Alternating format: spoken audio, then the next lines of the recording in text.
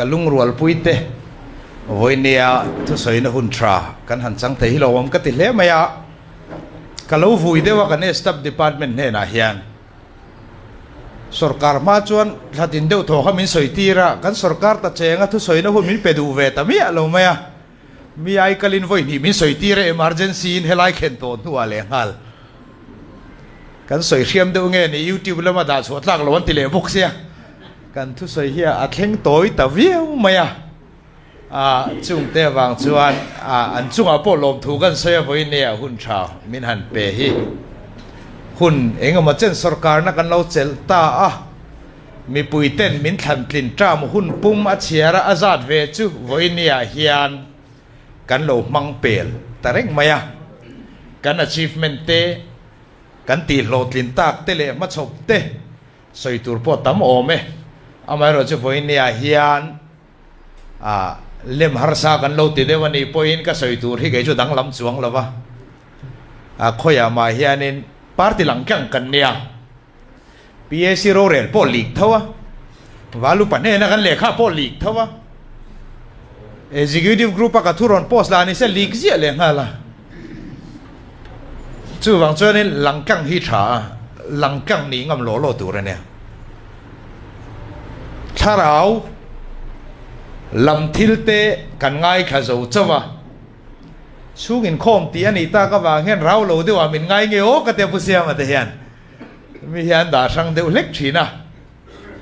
amai ro chu thei top kan chuan la konga voini thleng ro rel kan channa kan thil ti to ate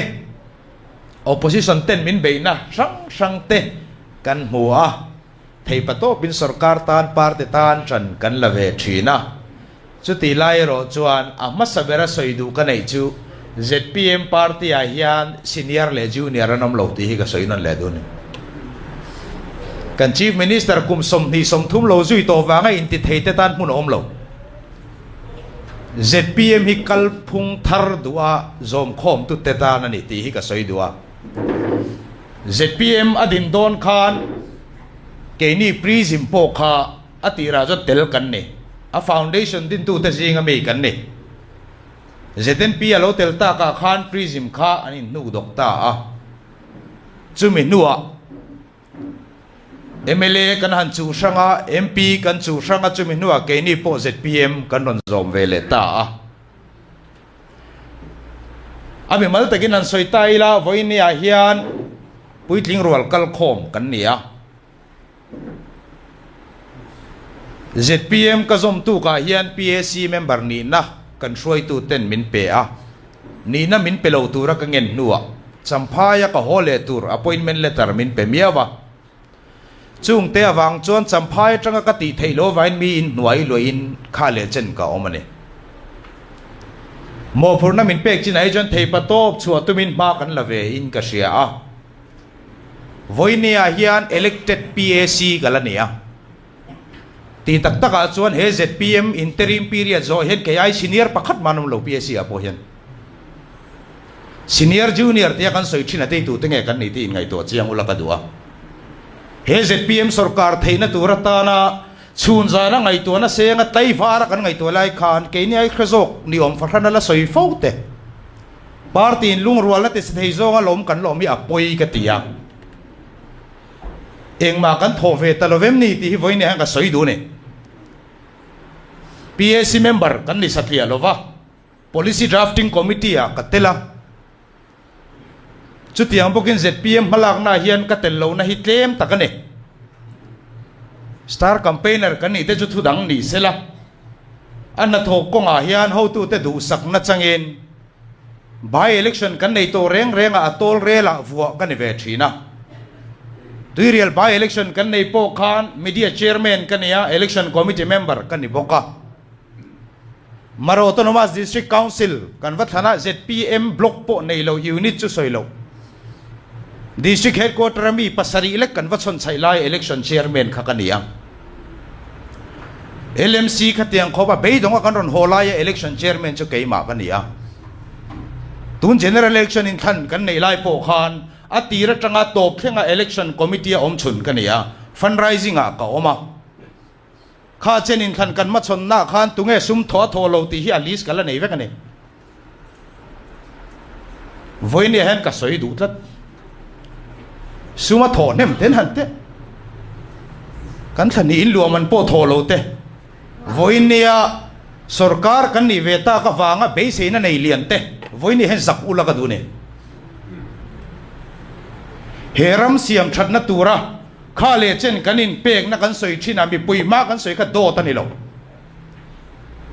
จุมีกันตีโลดลินเทโลนี่เนี่ยจนเสร็จปีมาจังเกจุกเตลระวังตีก็สวยข้าไว้เนี่ยก็สวยนั่นแหละลุยงัดดูเนี่ยเองเงี้ยฉันกันกัลเชาเซละไว้เนี่ยจนจิวเนียร์นี่กันโลตาสังนี่สมนี่ปะขัดาจานมาริไว้ไม่โหละอินหมู่ข้อมนาออกมาข้ามีวางคัน disciplinary action committee อินมินโกตัวอินสอยฟิอานะหุ่นกันไอตัวสังนี่สมนี่ปฐุมอินทันโดนะอินทันทักขัดจิอลอมินมินเฮกนาวางอิน elected OB เตีย so cause notice ก็ campaign ไล่มินโกหงอ่ะก็อินสอยฟิอาตัวบกะมาเซฟอินเนี่ย anti party เจตัมตักฮี PAC member นี่ช่วยขัดขันมินติงอ่ะมากันนี่นะมินลีสักตุมันมาลักในกระเสียวันนี้พาร์ตี้ against เจตสอยเปียงมาลักงำโลบีกันนี่เตะเฮ้ยกันสาวงอยหุ่นตัวนี้รำชาฮิกันดูตักไม่เว้มวันนี้ก็สอยตัวก็สอยโดนก็ติดฉันชูวันนี้เฮียนพาร์ตี้ทั่วบูรันตี PAC ให้ senior most กันนี่ละก็ meeting เตลซาเตลโลซาเวลีรันนี่อะไรนะกันเตลกันสอยซงแต่กันสอยเวงไงยังไงถึงลีกเอากันตีเร่งบีกาอารมณ์ชุบพเวเร่งเราเต้นเกนี่ไอเชอมฝักขันไม่นั้นสวยกว่าเซล่ะจู่เกยมานี่เลยเกยมานี่กันนินตีไฉต้นกว่าละอารมณ์ลูดทาร์เตอารมณ์ลูดนุ่งเดวเตอินตีซีเนียร์เสียงนั้นกันละมังตะเลงาละวัยยังซาเงยเฮลัยมุนเงยเห็นไทยดาร์ลีชัวมีปังอาเล็กกันชุดข้าตัมลุตุกZPM เห็นกองบุ้มบ่ตักข้าโซ่โซ่เนมลิตุขัดตีไล่ส่งขันเองกันตุ่มกันตีจุกันเบกสามนักเองฉันกันจุเฮรัมเห็นมาส่วนเวเซกันดูนี่เกยติชีนัดเตปะเทียนเบียกินินโคมาปะเทียนทุชดักตักสวยชีนัดเตทุชางไอแค่ช่างนัดเตกันหันติโคมาสุรการนักกันหันจังอาจูเฮลกันนี่เลยตะฟูร์ไม่บอกกันโดดสวยดูปัดลิงน่ากละมูเวลโลเฮตียงตูเรมนี่รอนตีเตกันนันซุยจาวน์โลในเกอร์คูร์เวกบ็อกซี่อะจักรุลก็ดูนี่วันนี้เฮียนวันนี้ขันตินัตเฮียนน่าประคัดเอเมเลนัทถกเวโตจุมีอาจังจันเชงโซมาลาตีสวยตูรินเชียจวนกันบังฮาลังตีตักตะกาจวนินกันชัวเวน่าส่งฮันปาร์ตี้จังเฮเชงขัดบอกกันน่าบิลไงเร่งเลยเนี่ยชัวคลาเลชัวทุยจุกันนิเวบอกมาเรียนธนาคารนี่สมทุมปริยัติกับว่าจำจีเลยเนี่ยปาร์ตี้เจงขัดโปมินเปมLMC อาตบชักเข่งอิน silent hours เข่งชักอินกับว่าเจกับมินนดโชกับกระโดดโฮเบกันปาร์ตี้ก็เห็นมันโปเจงขัดโปมินเปม POL ให้ฮิฟเวลมันตีนกันละเวตัวไงเร่งเอ็มวันนี้ขัดกันสินะถกริมกันอินเตียเอ็มไหมจันโวในตัวรักันอินไงอะเองไว้เนี่ยกันตั้งเอาทินสอยปุยตัวในเวลเตปัจเชียเตไม่ท้ายเตตานั่นล้อมีกันเอาตุนกลุ่มงัดชุงที่มีกันเบสิกลุ่มสมงัดดังโลกันเลตัวรักันตู้เลฟ้าเตตานั่นล้อมีกันเอา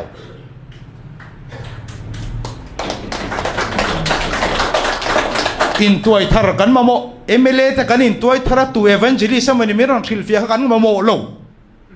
ปัจเจียนินฟินน้ำมินเปทุดิกไงนัดน้ำมินเปจุมิติดูโลตันข้านะว่าเปลี่ยนทาร์ทุเตยโลดิกนับปวดจันงำโลกันนี่ช่วงจนข่อยมากันตัวเงังมีรูปปุ่ยปนมินทิลฟิอาเสร็จแล้วข่อยมากันเพียงทาร์โดนช่วงโล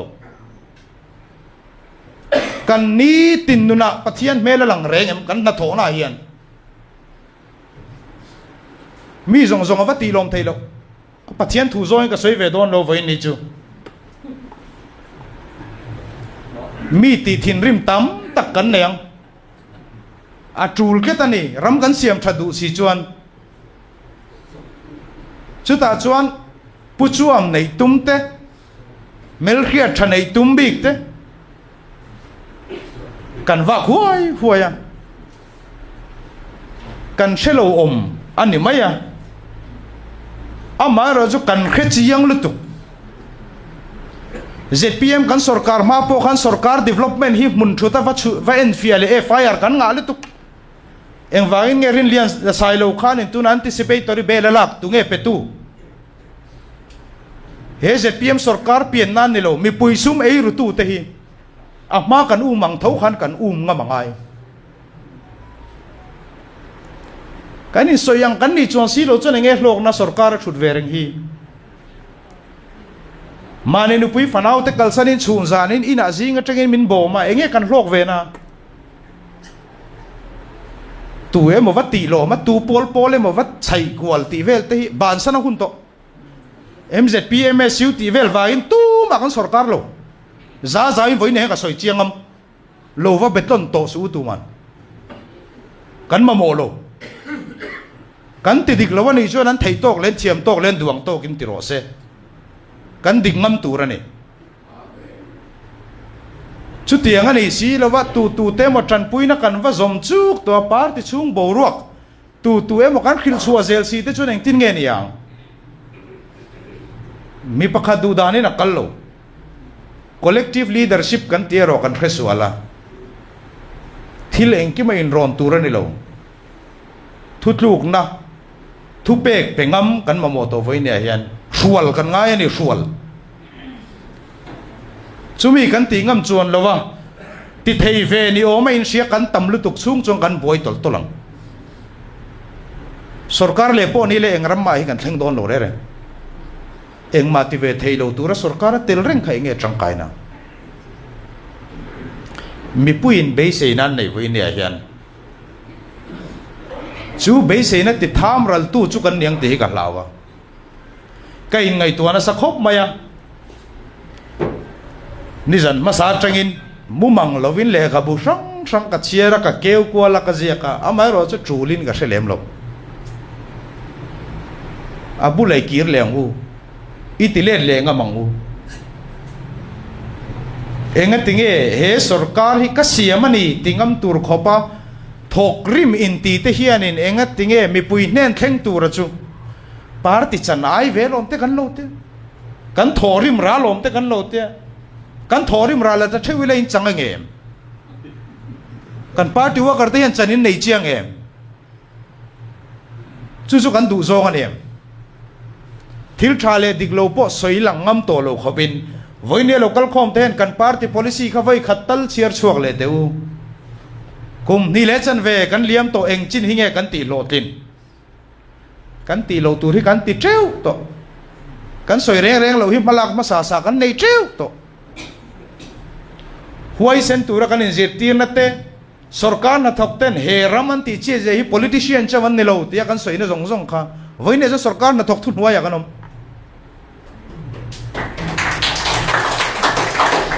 kan ngam lo enga tinge chan party wa karten hei hi ka fanu ka fa pa hi lo da ve te kan tia chumi chu lo du sak ve te kan ti chung chon dik lo kan ti chon official min ngam sar to mai ni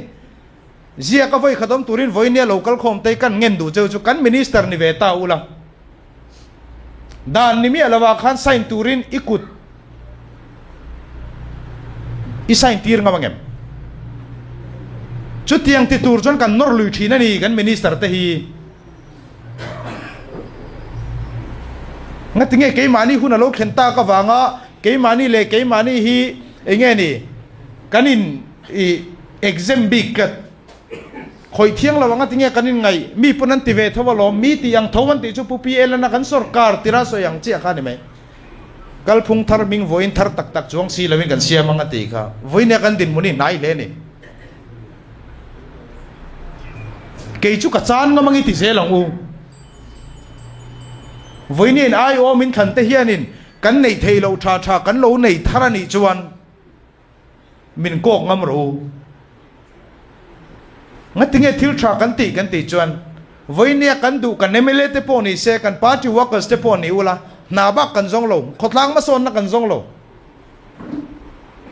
khotlang ma son na lam ai chuan helai hi siam ila na min pe theyang helai hi ka dil ve chon na ka mu theyang mo chumi te pol chu kan ti lom thei chon ni chung kwan hung de wa chumi pol te chu ne ti vel mai men ro kan rel mai mi puin min nuk mai mai ni mi pui hi nuk ngamang u kan du da ni kai suai ngamang u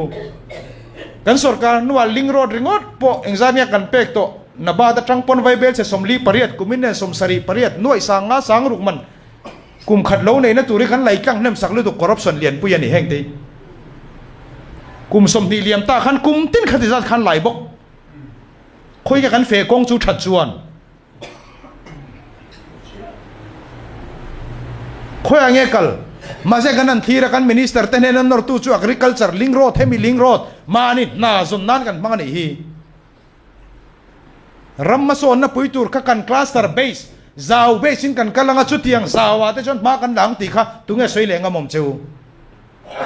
chung kan zau kalpo thatlo na te chu voinia hian na thoni to rengem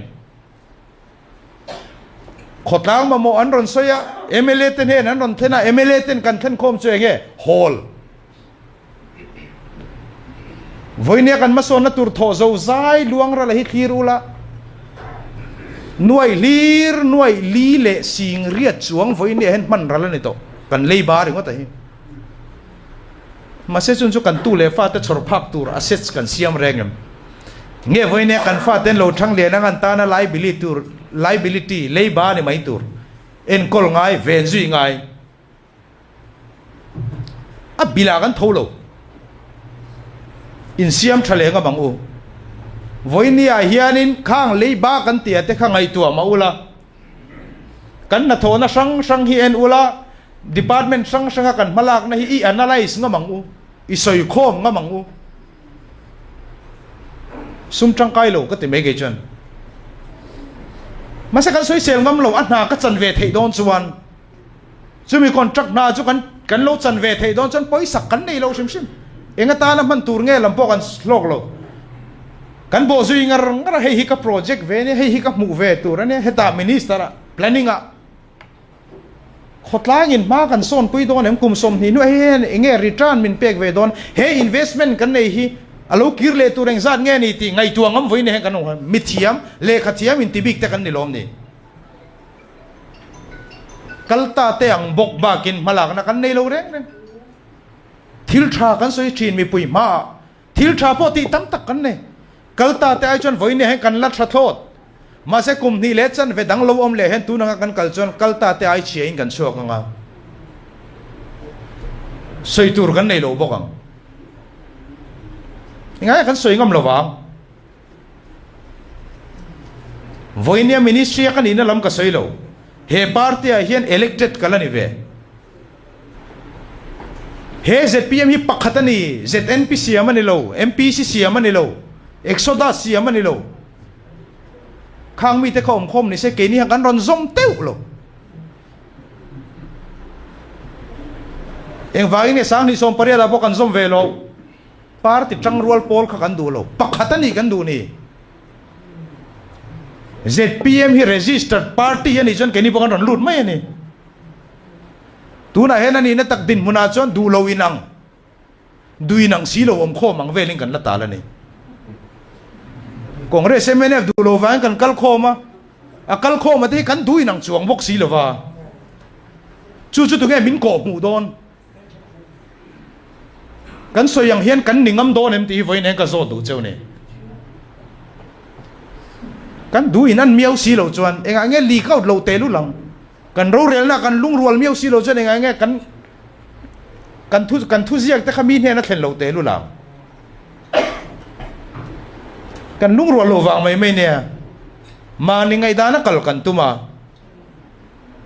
kala soi mi lo ni kuma November tha po advisor to chief minister atangin ban na ka thelu ta zona tam tak ka dong media hoi min thu chil ina ni se min kal chil voi khat po interview ka pelo kha ban na ka thelu ma khan PAC meeting a thakhat ma in ka soi lok vek to thakhat chuang chung khan kan throi tu te tu ma hian bang su min te lo re kan thelu ta chenga thil dik lo tiom far khanin lai lak lo min khai reng ringot me to pa kan zum le ngai kan lung oi lo wa kan lo he party siam tha dangai a administration hi en tha dangai kan ti ni kumu patak tak te point ne in zom khop mai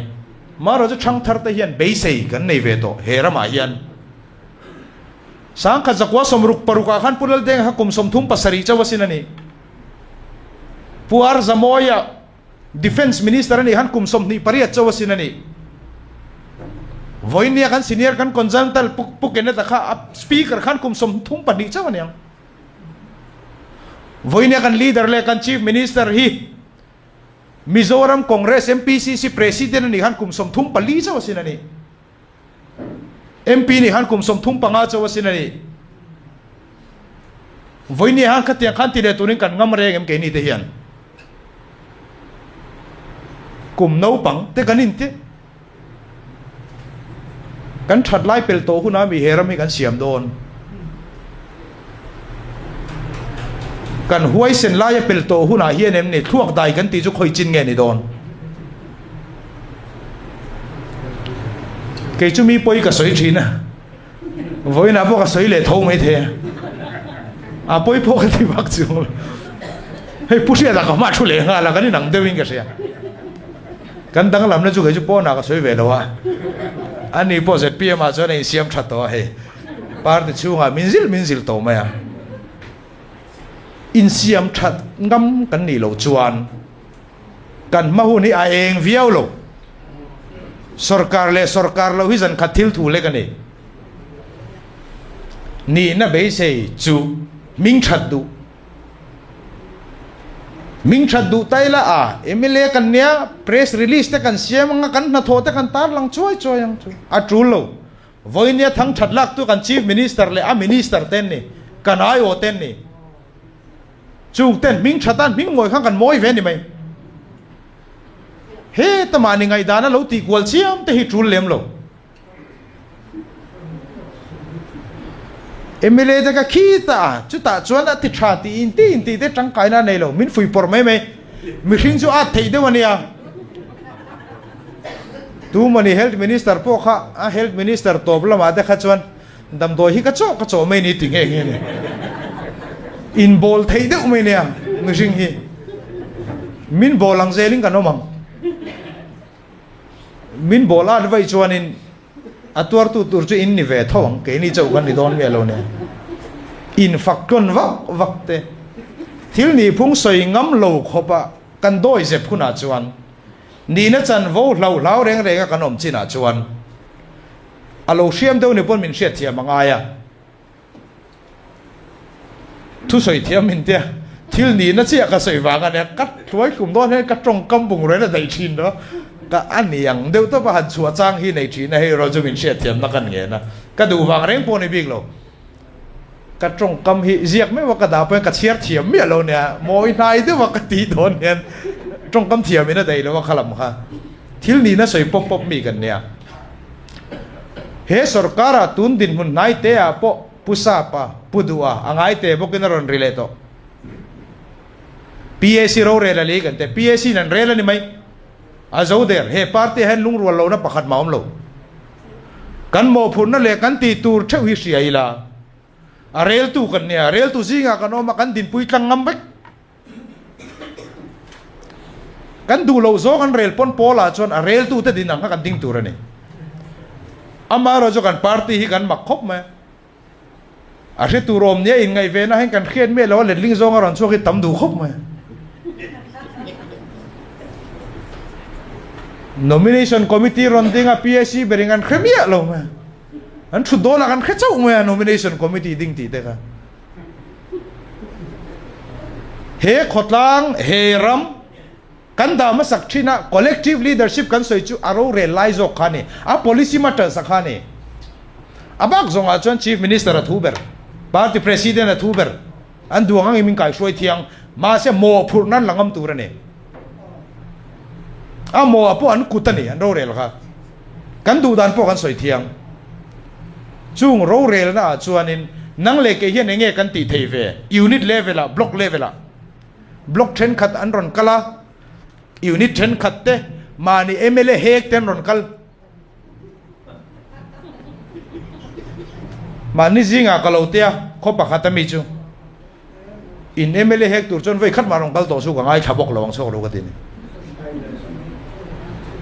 mà ni MLA te kan hek tur ani lo kan tho pui tur te ni kan duang ani lo chan kan lu chi lang chu kan soi ho wang chu MLA ni tak wang khan heng ki ma ti thei bik lo a har voi le khata thil garon theng thu tur ani lo nga re ngai ani mo lok na kan lo tel ve tura contract te poni se nga re ngai ani mà ni chana lung oi lo ni chuang khan lem lo mi chana lung oi lo lir kan phu mur ma party officer ron kalila chu kachanga kalom khop mai ti ni reng lo mai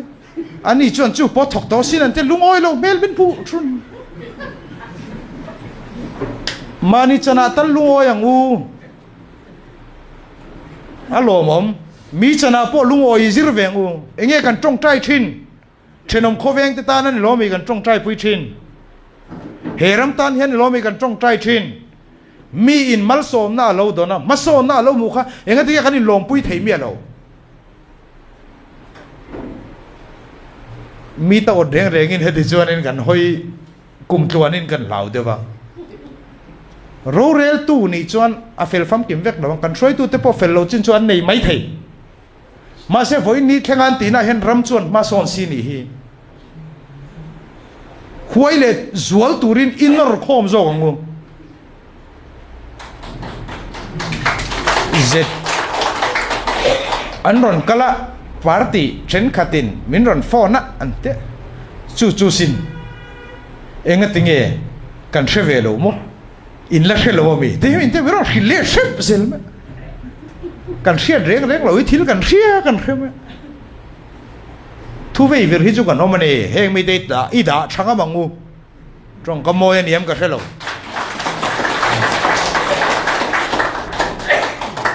a mun lo min ti le takin kan throi tu te he nom vek hei ba ka mun hi ke jong ka thelo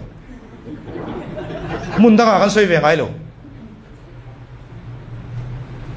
kan party workers te zom tak te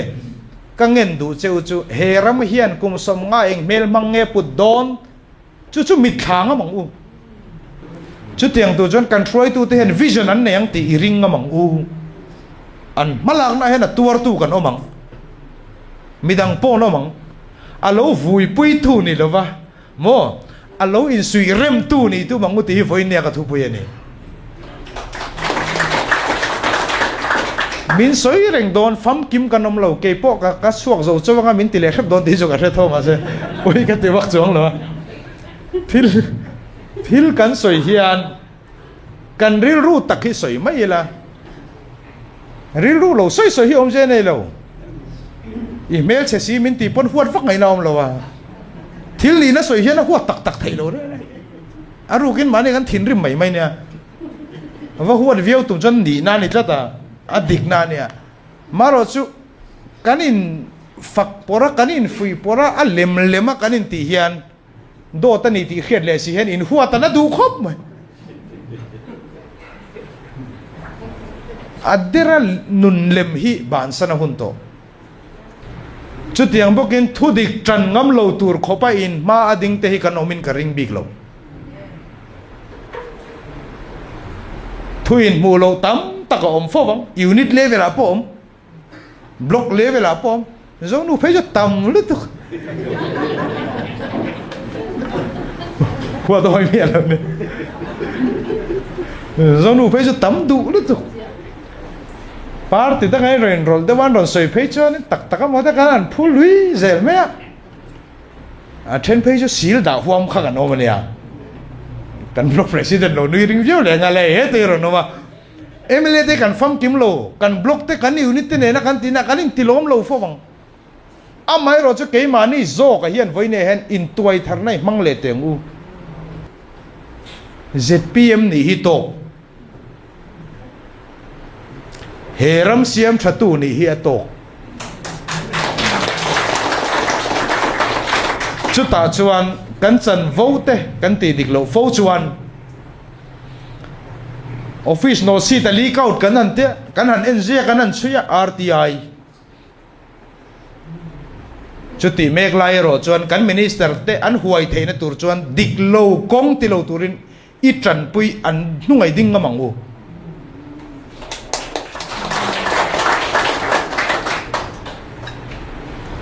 OSD to Chief Minister chung chang re-employment chung changa me ni som ni pathum RTI alut zir top lai ane inri ni cholni ni som ni paruka working day masabera phek somruk pathuma thui RTI kan chang hal theini thil dik lo hi omani top mai min fui portu hi no mani kan in lung rual aya in lung rual lo du hi chu no mani ma se kan throi tu te chu tiang khoba an om lo voinian nunga kan din tlat chan hi enge kan ti chuan dik lo an ti chuan a top theng kan do bok kan tran mol top lo nang ni pon min tran mol top su ka ti kha voi tam tak he party hian wrong decision po asiam ve to kan phak to ka advisor kan ni na ngei point he hi chu ken ko lo wa tha ka ti nuwa kan boi zia hi karil ro ka ngai to thum ni kan boi to party thu oi ka kan ni to lo party min control to lo finance department chon chu ti za tan ti revenue department in chu ti za chun plot len puan ta kha ta chu om lo mai lan ti don thau tho sarkar ya kal phung ani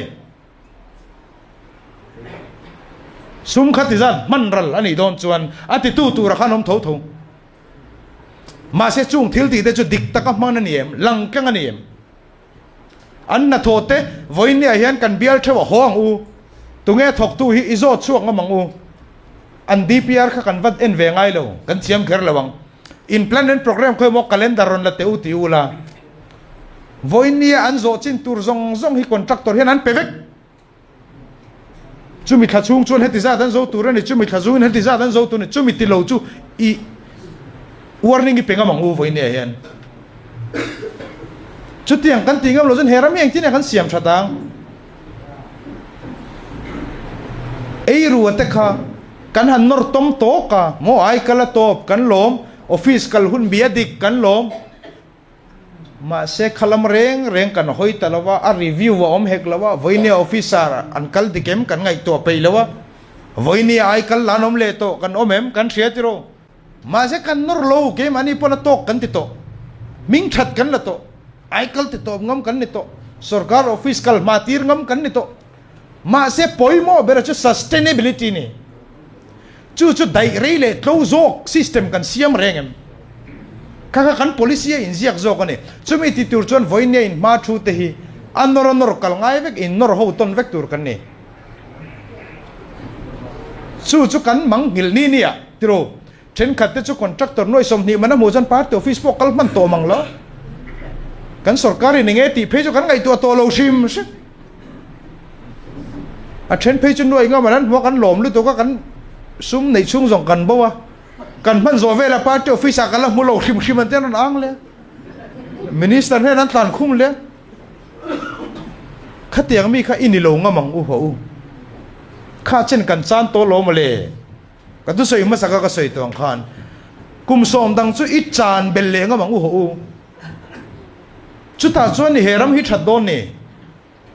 mi pui hian thik thu chete me nia ses te kan la kong te kan siam zung vai lo pe chan a hlom to lu tu sarkar hi na thona pek tur cheng khat ma nei lo ti hi voin ne hen I khenon leng u sarkar in scheme pakhat kan puanga chu ti lotlin kan du chon khoi mi nge sum kan nei le lama mi pui ta kan va zen saka kan lak sak tho ngai sarkar hian khoi tang mai sum lak na tur nei lo sum mara nei lo khoi khovel po ne ro se khoi sarkar po ne ro se kan thil di du le kan ti zong zong ai mi pui ta kan chu tho ngai ani lo jana mi pui minga kan bat tho ngai chumi chuan return min pek chuan si lo chuan kum so ma lo kalanga hei hian chu ti za suma thok chuak ve theyang ti na kan nei sin lo chuan kan education system a human capital zir lai thazok le thiam zok skilled manpower heti zat kan cher chuakang heta heading kalpo na kong thazok om chung chuan hetanga economic activity hianin voinia truck pakhat lu theilo na truck som ni tin an plai theun kan ngak lel turani chumi a chu kan ngai tu na tak kan sen chuan si lo chuan voina contract nak tu ka zo mai tur hisab tro kan han huang tau mai me khopa thil pakhat le kan soi du chu departmental work kan ti to pangu kan te ke mani zo kan in nor le departmental work kan han te department en mani thotur tak takan lo siam kha chu lo hlok thadu khop ma party worker an wakal ve che lo soi bela to pa cha lek lek lo soi bela a minga na thok ve to thosi lep nei chuang si lo wa kwal khep khang zong kha enge chan kan di chon official te control ngam tur khopin kan minister te hi kan da huai regem ti hi voina ka zo du chone thil dik tingam turin an bula hian kan ding ka regem huai taka rowan rel theina turin ke chon kalola chan rienge thei patop chua ro tingam kan niam voinia hian chumi ni lo chon kum nga te chu rang takania aral rang lutuk ami zo lo min ti pon I ke chuan ka be sei zo ka chu he kan mi zo na te kan culture te kan namzia rang te heng ho chom nung tur chuan economically reliant ke mani ei le bara kan in to del phodangai kut do hoi san thailo khoi level ama BJP NDA nga tinga kan ti an blessing kha mamo ne kan in share wangani amai ro chu voine kan project zong hi lo thir maula kan duai tam sum kan mu ka ti fo hi kan thok lei theilo kum khata zo tur zo hi za som pom lo za so pro za panga po kan zo lo kum ni le chan ve chung hian enge chan kan sarkar na to kan competent tok bok lo kan system a fel file wala om bok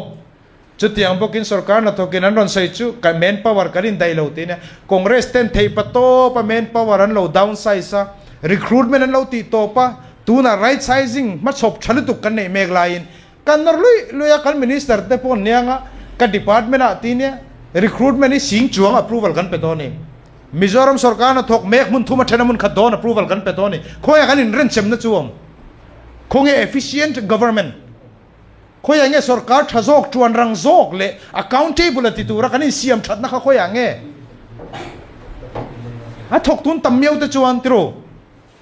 ma pon te scale man an lo ne heta a buk tu a sang bok heta a supplier pok sang bok retailer kan vanor nya la buk dik ro kan te ma se retailer ma khan dik lo atam lu tu a phur tu caring contractor hengin bayra bi tanga sai ha phur turin kg a cheng sarine chu po chu hlok lo kan tingama buk dik kan siam theina turin duli lo thina kha cheng kha duli kan lo tira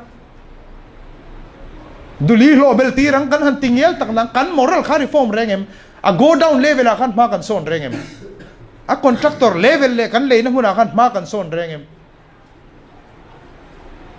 kan zirna mason na kan ti te mason na tam taka om alom om ma se mason le zual du tur kan ni in ka sia chu mason le zual na tur kan du khop lo na thinga kan soita ngai reng lo kan thenom pa transfer ka dila min ti sak thei lawa kan minister ri chu thing ni tuk kan te ka farnu fa ka fourth grade dil ve na mu thei lawa kan te tu emo transfer te hi khongai takin voine ka ngen du chu in mail khia transfer tu maron dil pui to su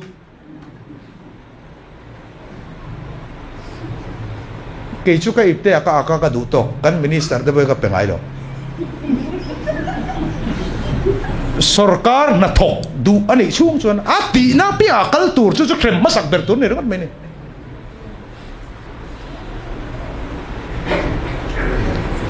heng kan du sak thil te hi lom tho pui hreom mani office support ti thei ti pui thei tu ni in soi thina te heng system te heng kan minister te kan pui lo chuan an mi tan huai sana har tu kan vanor zui puya min pek tam tak omang kan ti kan zui chu om khang kan block te kan ui dan ti chu kan peve ma se a thei lo an ti chuan nor lo tur kan nor ngai don bok lo hi lo mi kal phung thar te kan lo be se thina kha amara chu mi pon an ti lom MNF a po chu ne kan han te tro contract noi sang khat noi sang ni man ta ka kan mu te to